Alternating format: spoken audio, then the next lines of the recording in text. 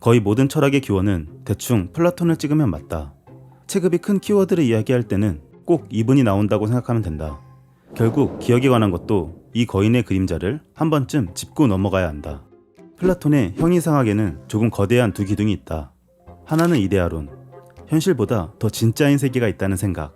그리고 다른 하나는 상기설, 인간의 영혼이 잊어버린 진리를 다시 떠올리는 과정이라는 생각. 심지어 20세기에 살던 철학자조차 서양 모든 철학은 플라톤의 각주에 불과하다 라고 말할 만큼 그의 위상은 절대적이다. 과장처럼 들리지만 플라톤이 서양 철학에 남긴 그림자를 생각하면 이보다 적절한 표현도 없을 것이다. 그리고 플라톤 이후 2000년이 넘는 시간 동안 서양 철학은 이 줄기들을 계승하거나 비판하거나 극복의 대상으로 삼으며 전개되었다. 그중 기억을 이야기할 때 반드시 짚고 넘어가야 할 것이 바로 상기설이다. 그런데 이걸 이해하려면 먼저 알아야 할 게 하나 있다. 배움이란 뭘까? 철학은 참 귀찮게도 이런 당연해 보이는 것까지 따져야 한다. 사전에서는 배움을 지식이나 정보를 습득해서 무언가를 새롭게 알게 되는 과정이라고 쓰여 있다. 하지만 플라톤에게 배움이란 영혼 속에 내재되어 있던 진리를 다시 떠올리는 과정이며 잊고 있던 진리를 선명하게 하는 일이었다. 지식을 더하는 게 아닌 잊었던 진리를 다시 떠올리는 것이라는 사유. 이 부분이 상기설의 핵심이다. 삼각형을 종이에 그려보자. 열심히 그렸지만 선은 삐뚤하고 내각의 모양도 이상하다. 현실의 삼각형은 조금 불완전하다. 그런데 머릿속에선 완전한 삼각형을 떠올릴 수 있다. 불완전한 삼각형을 보면서도 완전한 삼각형이 무엇인지 안다. 플라톤은 이것을 이데아의 흔적이라고 본다. 불완전한 삶을 너머에는 어렴풋이 떠올릴 수 있는 완전한 원형, 완전한 진리의 세계가 있다는 것. 그것이 이데아다. 플라톤에게 기억을 떠올린다. 즉 상기한다는 것은 영혼이 잊고 있던 이데아의 흔적을 다시 현실과 연결해주는 정신의 사다리 같은 역할을 담당하게 된다. 이 지점에서 기억의 위상은 완전히 달라진다. 겉으로 보기에 기억은 과거의 내용을 저장해두는 창고에 가깝다. 보고, 들으며 경험한 것들을 보관할 뿐 특별 취급할 이유는 없다. 하지만 플라톤에게 기억은 완전한 진리가 모여있는 곳이며 상기는 영혼이 잊고 있던 이곳을 다시 떠올리는 행위다. 이 지점이 중요하다. 상기는 기억을 떠올리는 것, 잊었던 이데아를 떠올리는 것, 잊었던 진리를 떠올리는 것, 진리를 담고 있는 기억? 그런 기억을 어떻게 취급해야 하는가? 이제 기억은 성스럽고 아름다운 이미지로 꾸며진다. 기억은 좋은 것, 기억은 고귀한 것, 기억은 진리에 가까운 것. 바로 여기서부터 기억에 대한 출발점이 조금 어긋나기 시작한다. 특별할 거 없는 기억이란 창고가 성역화되기 시작한다. 플라톤 이후 기억은 긴 시간 동안 의심받지 않고 고귀한 자리에 놓여있게 된다. 지금부터 전개될 이야기는 두 가지다. 첫째, 우리가 기억을 너무 자연스럽게 긍정하는 태도. 잊어버리면 안 되는 것으로만 바라보는 시선에는 분명히 플라톤의 그림자가 남아있다는 것. 지금의 우리 역시 해당 그림자에서 벗어나기란 쉽지 않다는 것. 둘째, 그리고 망각해야만 얻을 수 있는 무엇에 관한 이야기다. 그 무엇의 가치는 결코 작지 않다.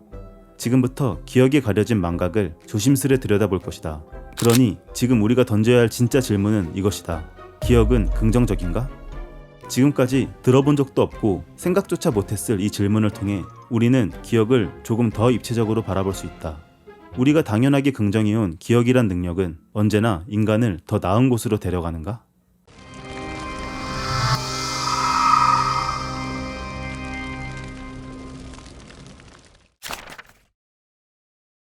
서양 철학의 흐름은 대체로 기억은 긍정되고 망각은 부정되어 왔다.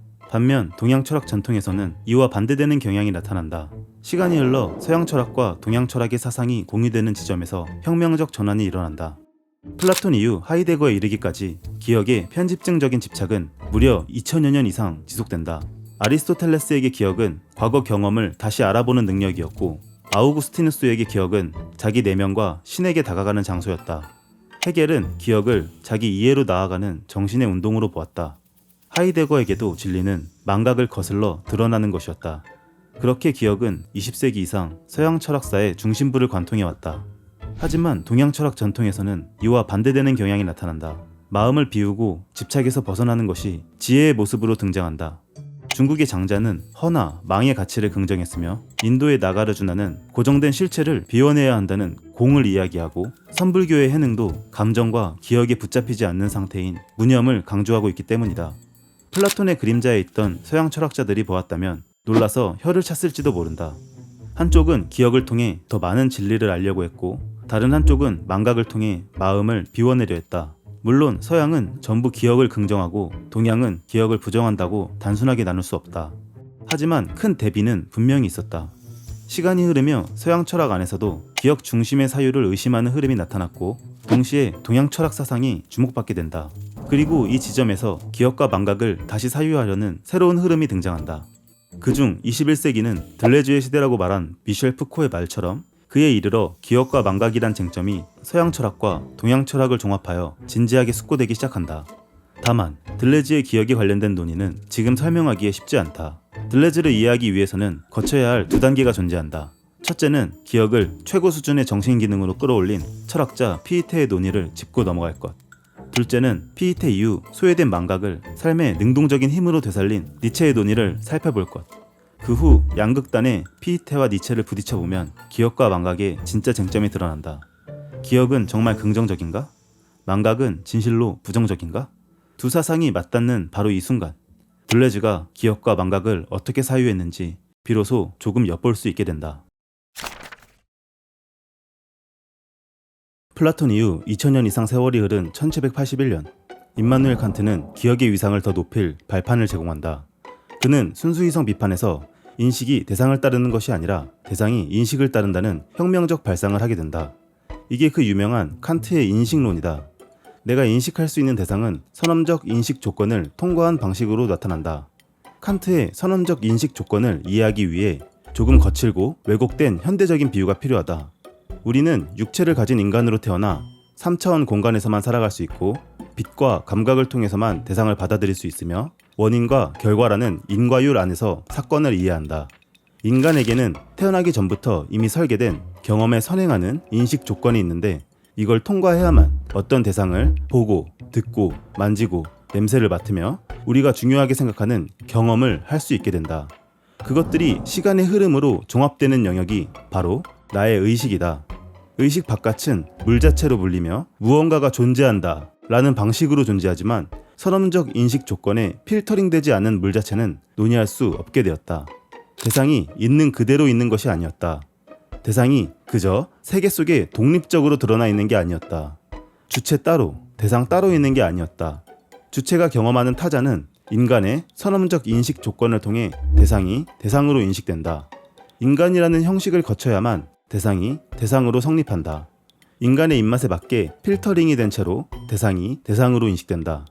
즉, 이 모든 것의 가장 핵심은 세계를 이해하는데 대상보다 인간의 인식이 선행한다는 것. 드디어 칸트라는 거인을 등에 업고 서양 철학의 무게중심이 외부 대상 자체보다 대상을 경험하는 나의 의식 쪽으로 이동하기 시작한다. 그리고 이 기울어진 무게추가 새로운 사상의 유행을 만든다.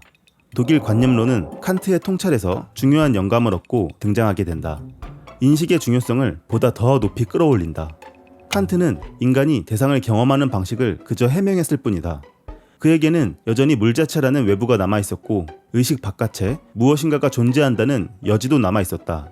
하지만 후대의 철학자들이 이걸 그대로 얌전히 받아들이겠는가? 칸트가 열어놓은 자기의식은 이후 독일 관념론으로 넘어가며 더 과감하게 밀어붙여진다. 의식으로 모든 걸 설명하려는 경향이 강해지더니 이후의 전개는 이것을 훨씬 더 극단적인 자리로 올린다. 그중 대표적인 독일 관념론자 중 한 명인 피이테의 전체 지식학의 기초를 알아보자. 칸트가 세계를 자신의 인식 조건을 통해 경험한다고 말했다면 피이테는 더 나아가 그 모든 경험을 가능하게 하는 가장 근본적인 것은 자아, 즉 자기의식이라고 답한다. 그리고 피이테는 이것을 철학의 가장 근본적인 원리로 끌어올리려 했다. 이제부터 등장하는 피이테가 자기의식을 설명하는 방법은 기억이 무엇인지 이해하는데 정말 탁월하다. 차근차근 따라가 보자. 대상의 동일성에서 자아의 동일성으로 이행하는 방법. 예를 들어 이렇게 말한다. 이 벤치는 예전에 내가 앉았던 그 벤치다. 이 문장은 단순해 보이지만 사실 두 가지 동일성을 요구한다. 먼저 과거의 벤치와 현재의 벤치가 같은 벤치여야 한다. 그리고 동시에 그 벤치를 기억하는 과거의 나와 지금 그 벤치를 바라보는 현재의 내가 같은 나로 이어져 있어야 한다. 즉 A는 A가 가능하려면 먼저 나는 내가 가능해야 한다. 쉽게 말해 내가 과거의 기억을 잃었다면 해당 벤치의 동일성은 유지되었더라도 먼저 자아의 동일성이 선행되지 않았기 때문에 나에겐 같은 벤치가 될 수 없다. 자아의 동일성이 선행되지 않는다면, 과거의 나와 현재의 내가 단절되었다면 벤츠라는 대상, 그것을 넘어 세계 또한 대상의 동일성을 유지할 수 없다는 것. 피이테에게 있어 자아, 즉 자기의식은 과거와 현재를 연결하는 기억의 힘과 깊이 맞닿아 있다. 자아의 동일성이란 결국 기억의 능력이며, 기억은 세계를 이해하는 데 앞서 작동하는 자기의식의 가장 근본적인 원리이다. 그래서 피이테의 관점에서 기억은 내가 나로 남기 위한 활동이며 세계를 하나의 세계로 인식하기 위한 조건이다. 결국 나, 주체, 인식, 의식 이런 말들이 철학의 중심으로 올라오는 순간 기억은 이미 특권적인 지위를 얻는다. 나를 나로 유지하는 것, 주체가 주체로 남기 위해서는 과거와 현재를 연결하는 기억이 없으면 성립할 수 없기 때문이다. 하지만 약 80년 뒤 니체는 전혀 다른 방향에서 기억에 관해 새로운 물음을 던진다. 모든 경험을 가능하게 하는 가장 근본적인 것은 자아라고 답한 피이테. 더 나아가 인간의 자기의식이 더 확장되고 추상화되어 우주 전체의 보편적 이성이자 궁극적인 진리, 즉 절대정신으로 실체화된다고 본 헤겔. 그는 피이테보다 더 극단적으로 인간의 자기의식조차도 절대정신이 실현되는 한 개체적 계기에 지나지 않는다고 간주했다. 하지만 인간 개체의 의식이든 우주 전체의 절대정신이든 상관없이 자기의식이라는 것은 기본적으로 기억 능력일 수밖에 없다는 점을 꿰뚫어 본 철학자가 있었다. 그 이름은 니체. 그는 플라톤에서 헤겔에까지 이어지는 사유, 즉 기억에 특권적 지위를 부여했던 전통을 전면적으로 거부한다. 그리고 망각의 능력이 중요하다고 강조하면서 기억 능력에 대한 비판을 게시한다. 니체는 도덕의 계보학에서 이렇게 말한다. 망각이 없다면 행복도, 명량함도, 희망도, 자부심도, 현재도 있을 수 없다. 이런 저지장치가 파손되거나 기능이 멈춘 인간은 소화불량 환자에 비교될 수 있다. 니체는 흥미로운 비유를 들어 이야기한다. 새로운 음식을 먹기 위해서 우리는 위를 비워야만 한다. 그럼에도 먹었던 것을 배설할 수 없는 소화불량에 걸린다면 우리는 건강한 삶을 영위할 수 없게 될 것이다. 니체는 정신도 육체와 마찬가지라고 이야기한다. 과거의 기억들이 정신에 가득 차 있다면 우리는 새로운 것들을 받아들일 수 없을 것이기 때문이다. 과거에 집착하고 있는 사람들은 새로운 것을 낯선 것으로, 불편한 것으로 경험하기 마련이다. 물론 니체가 인간이 가진 기억 능력 자체를 완전히 제거하자고 주장했던 것은 결코 아니다. 그건 현실적으로 불가능하며 이론적으로도 니체가 원했던 것이 아니다. 다만 사건을 새로운 것으로 긍정하기 위해서 우리는 망각해야만 한다. 여기서 피이테의 논리를 빌려보는 거다. 과거의 나와 현재의 내가 같지 않다면 A는 A로 기억하지 못한다는 것. 이제 여기서 나는 다시 마주한 A를 새로움으로 받아들인다는 것. 예를 들어 소설 A가 이전에 봤던 소설 A가 아니기 위해 소설 내용을 기억하는 과거의 내가 소설 내용을 망각한 현재의 나로 되어야 한다는 것. 그렇게 된다면 그때 그 감동을 새롭게 즐길 수 있다는 것. 망각의 능력은 기존의 익숙한 세계를 반복하는 기억의 능력으로부터 새로운 사건을 생성할 수 있는 실마리를 던진다. 차라투스트라는 이렇게 말했다 해서 건강한 망각의 역량을 복원하기 위해 낙타, 사자, 어린아이의 3단계 비유로 설명한다. 낙타의 혹은 기억이다. 그리고 그것을 자신의 숙명처럼 짊어지고 다닌다. 주체의 경험, 사회제도, 도덕, 관습을 통해 훈육된 것들을 자신의 신체 일부처럼 받아들이는 단계이다. 낙타의 단계는 이렇게 말한다. 기억은 기존 질서를 보존하고 반복하게 만드는 힘이다. 사자는 기억에 저항한다. 사자는 낙타의 단계에서 주어진 짐을 거부한다. 자신에게 각인된 기억들이 기존 질서를 위한 것이었음을 깨닫는다. 하지만 니체에게 사자는 최종 단계가 아니다. 사자는 망각을 통해 자유를 쟁취하지만 아직 새로운 가치를 창조하지는 못한다. 이 대목이 중요하다. 새로운 건물을 짓기 위해 기존 건물을 허물어야 하듯 새로운 창조를 위해선 기존의 기억을 망각하는 단계가 필요하다. 가득 찬 위장을 비워내는 단계. 다만 새로운 음식을 받아들이기 전 상태. 빽빽하게 그려진 도화지의 그림을 지워내는 단계.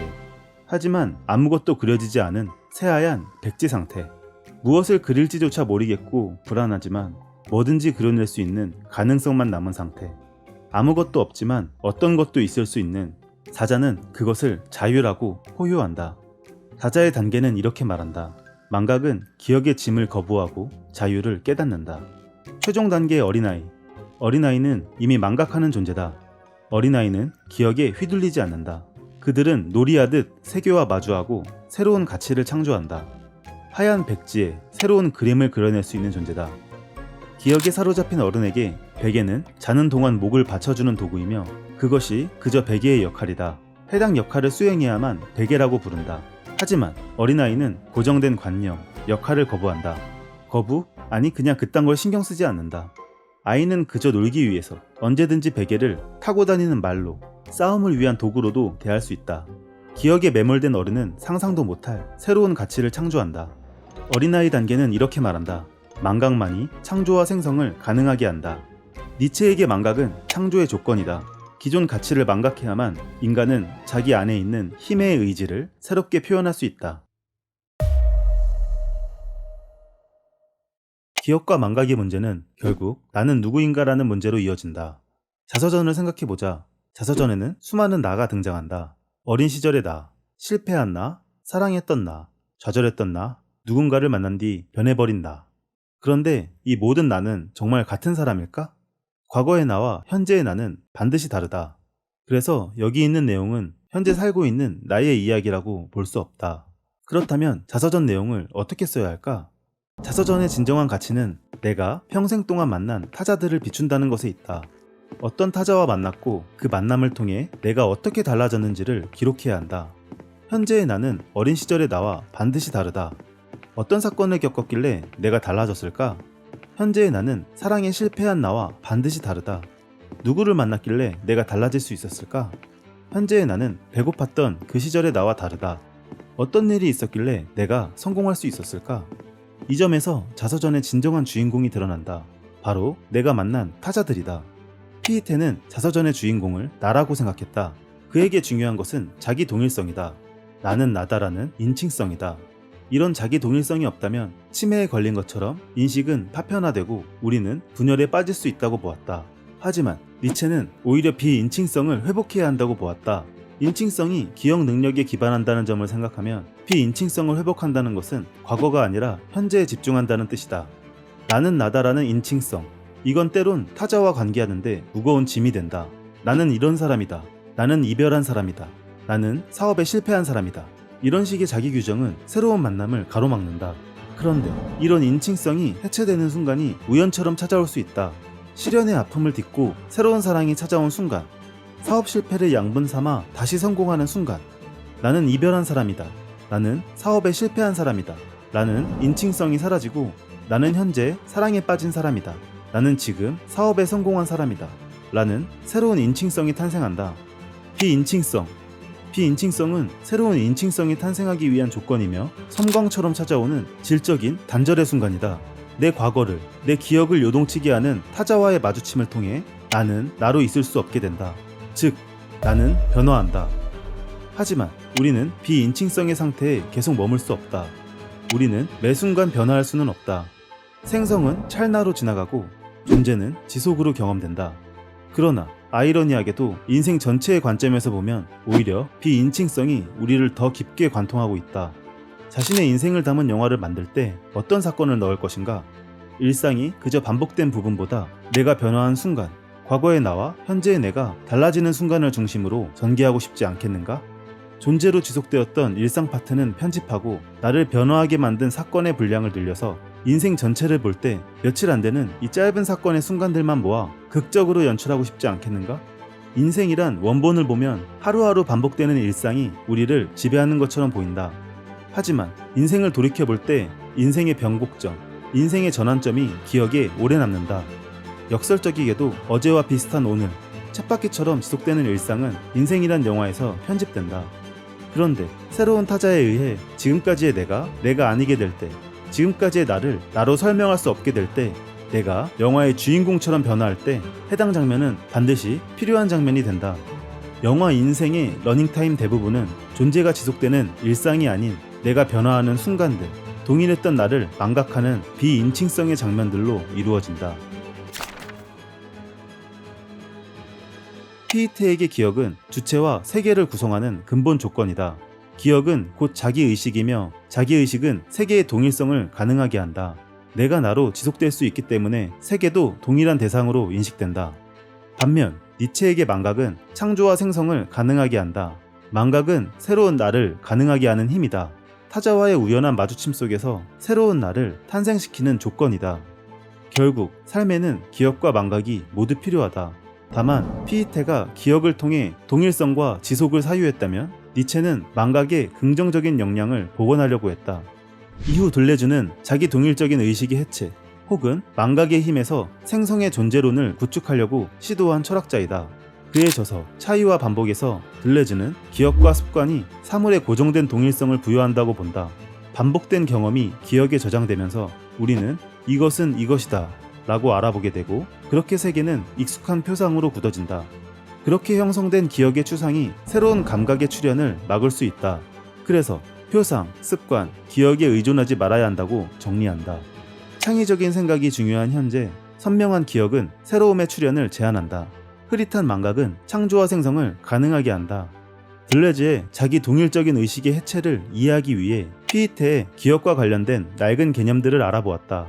동일성, 자기의식, 기억의 긍정성 등 기억은 이것이다라고 무의식적으로 동의한 것, 지금까지 익숙하게 받아들인 것들을 확인하였다. 그리고 니체의 사상을 통해 기억에 대한 기존 개념을 의심하게 되었으며 또한 망각의 가치를 재발견했다. 그리고 지금 이 순간, 자기 동일적인 의식이 해체되는 지금, 기존에 갖고 있던 기억이란 낡은 개념을 망각한 지금, 이후 들레즈의 생성의 존재론을 조금 엿볼 수 있게 된다. 이제 처음 질문으로 돌아간다. 기억은 긍정적인가? 들레즈는 정해진 답을 주지 않는다. 처음 장난감을 마주한 어린아이처럼 각자의 답을 가지고 놀게 한다. 우리는 단지 새롭게 생각하지 않았던 기억에 대해 새롭게 생각할 수 있게 될 뿐이다.